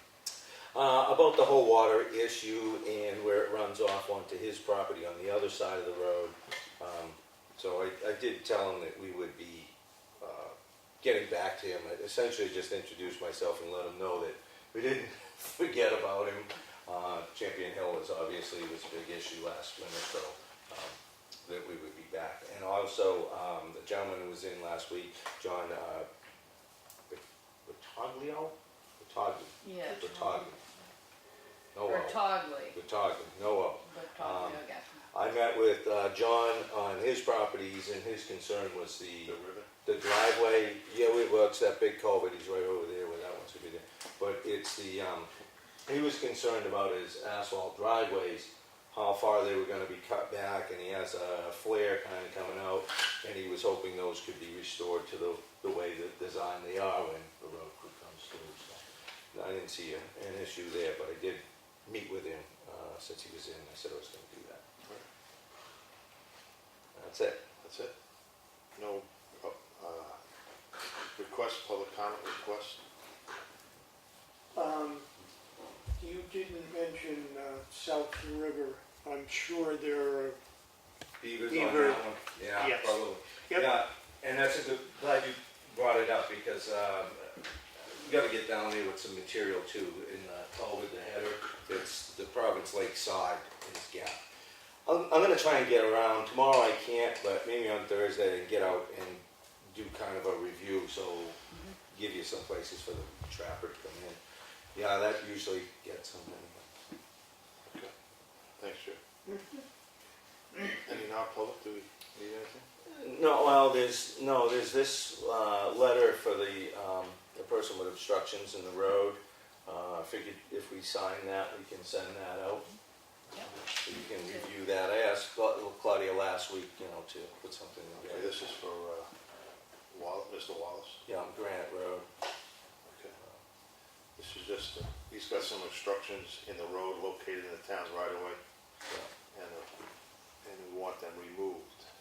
Correct. Well, Kevin Downs last year in grading, had a problem because he has these metal, looks like a rod. It wasn't, it was just sitting on cones, but he takes the cones and he puts them out into the road to some degree, so Kevin was kind of operating a grader around it. And then, I was out there and there were signs, actually, I won't get into it now, but I took some pictures of signposts. They're, along the area where a grader would be operating in front of his house. I understand how people want to protect that little area that they nurture at the road's edge, but, it's a gravel road, we need to maintain it, and just putting these kind of obstructions out is really, we can't be having that all over the place, so. Anyway, it was my thought that we should probably just send him a letter and ask him. Yeah, this is the one that's Yeah. What's that? Remove them. Yeah. Yeah. All right, well, I don't have a problem with it. Make a motion to sign this, Make a motion, to sign it, all in favor? write the letter. Aye. There you go. All right. Weekly discussion. I'm kind of booked for, this week for, work sessions. Yeah, no, that's fine. I'm just thinking How's it at work?